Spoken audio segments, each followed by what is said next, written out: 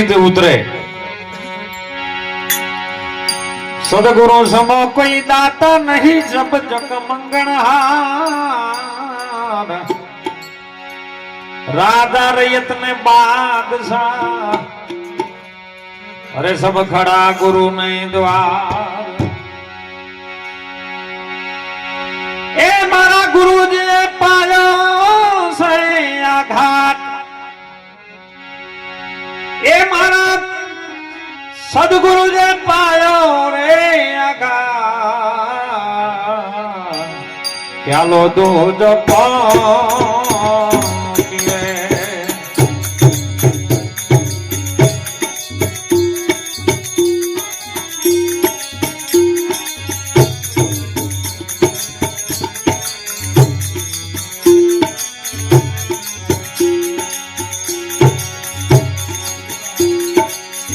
केरी कुंडी रे वाला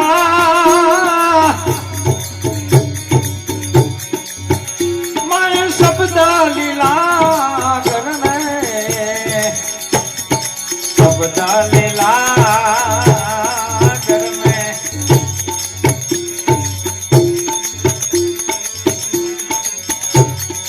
सत केरी कुंडी वाली रा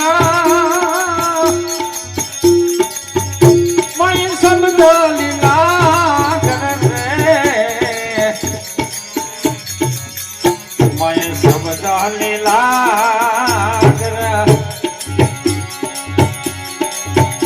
एक तो है सदगुरु घूटान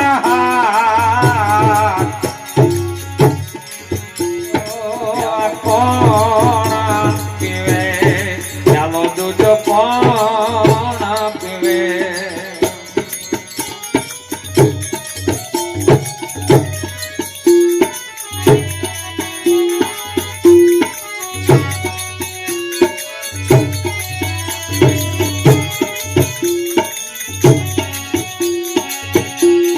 श्रवण धीरे माना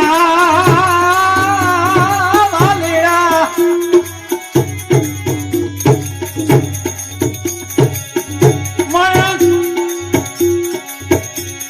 श्रवण धीरे संतो मारा ए रुदिए ठेरानो ने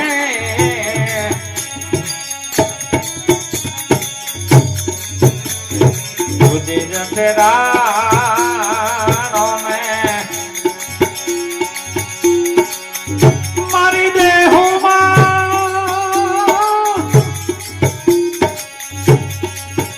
पछी मारी देहु हुओ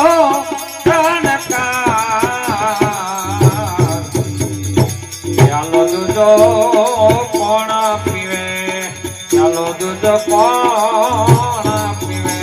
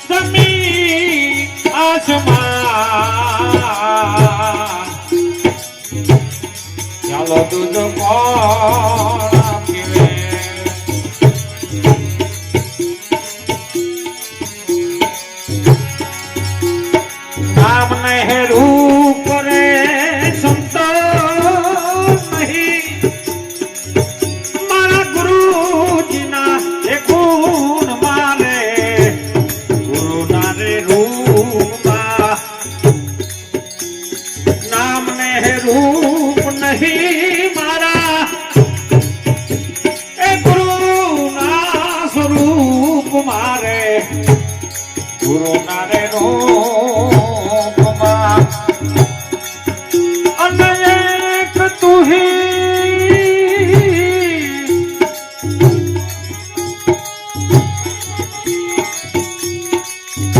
એક તુહી બોલ્યા કમતા ચાલો દૂધ કોણ પીવે ચાલો દૂધ આ કોણ પીવે ચાલો દૂધ કોણ પીવે.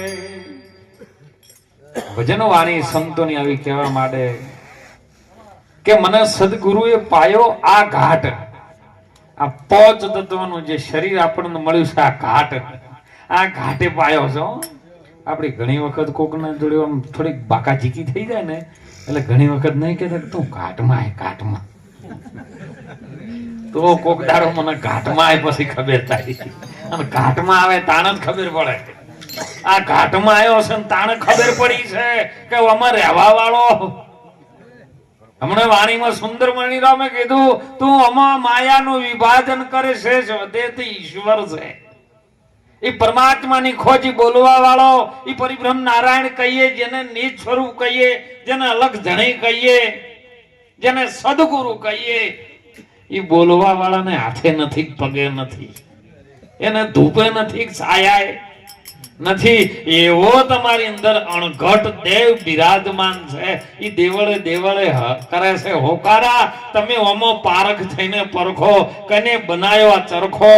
તમે ઓને ઘડવા વાળાને, અને જો ઘડવા વાળાને તમે ઓળખી લ્યો ને પછી કોઈ ઓળખવાનું બીજું રહેતું નથી. એટલે મારા સદગુરુજીએ મને પાયો છે. આવ્યો કને પાયો? સદગુરુએ પાયો મને. આ ઘાટ પ્યાલો પછી બીજો કોણ પીવે? પ્યાલો એટલે સદગુરુના નામનો પ્યાલો, અમૃતનો પ્યાલો. જો બીજું નો સમજતા હો ઊંધી માટલી વાળે કે બાપુ પીવાનું કોક કે એવું નહીં પીવાનું. પીવું હોય તો ગુરુના ચરણમાં રહીને સંતોના ચરણમાં એવો રામ રસ પી લેજો. સદારામ બાપા કહેતા રામ રસ પીવો ને બીજાને પાવો. પેલો લાગે કડવો ને પછી લાગે. ઈ રામ રસ જો સદગુરુ જો આપણને પતા હોય, આવા સંતો આપણને પાતા હોય તો ઈ પી લેજો, જેથી કરીને આપણે અમર બની જઈએ. એમ એ પીવે ને ભૂલે ચૂકે તો ગંગા સતી એમાં પ્રમાણ આપ્યું, હે ભૂલે ચૂકે સત્સંગ રસ અગમ ને અપાર છે પાનભાઈ. જો કોઈ પીવે પીવણ હાર અને પી જાય તો પછી ધડ માથે શીશ ન રહે. પાનભાઈ ખેલ છે ખોડાની ધાર. એમાં જો તમારું શીશ તમે ઉતારો તો રમાડું 52 નહીં 12. અને એટલે સંતોએ કીધું છો શ્રવણેથી રેડ્યો. આ કોન નહીં હોભળે ને પણ કોનની અંદર રહેવા વાળા એક ઇન્દ્રિય છે, એને શ્રવણ ઇન્દ્રિય કીધી.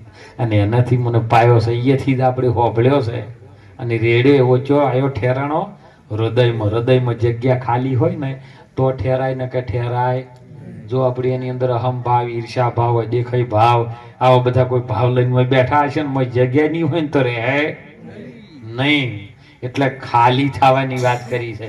તુંબડું હોય, આ હું એક તારો બનાવવા માટે તુંબડું હોય પણ એ અંદરથી હુકાઈ જાય ને ખાલી થઈ જાય ને તો એમાંથી આપણે એક તારો બનાવી શકે. પણ ભરેલું ને ભરેલું મનમાં બગડી જાય તો બનાવી ના શકે. એટલે સંતોએ પણ કીધું કે રામ નામ તું રાશ હૃદયમાં. જો બધું છે હૃદયમાં. અને મીરાબાઈએ પણ નહીં કીધું મારું રામ છે હૃદયની મોય અને બીજે કઠે હું ઢૂંઢવા દઉં. એટલે આવા સંતોનો સત્સંગનો લાભ લેજો સાહેબ. જીવન સુધારવું હોય, જીવનની શૈલી બદલવી હોય, પરમાત્માએ આપણને મોકલ્યા છે. આવા સંતોની દયાથી આપણને મનુષ્યનો અવતારમાં આવા સંતોના દર્શન થાય છે. એ જ આપણને દુર્લભ છે સાહેબ. આપણું તો વિષય છે કેવું છે કે ભારત ભૂમિમાં આપણો જન્મ થયો એ જ આપણા માટે ભાગ્યશાળી છે. ખૂબ જીવનની અંદર ટૂંકમાં કહું, આપણે બાપુનો વિશેષ આપણે પણ સત્સંગનો લાભ લઈએ કે ખૂબ જીવનની અંદર માણસનો અવતાર મળ્યો તો માણસ બની જાય.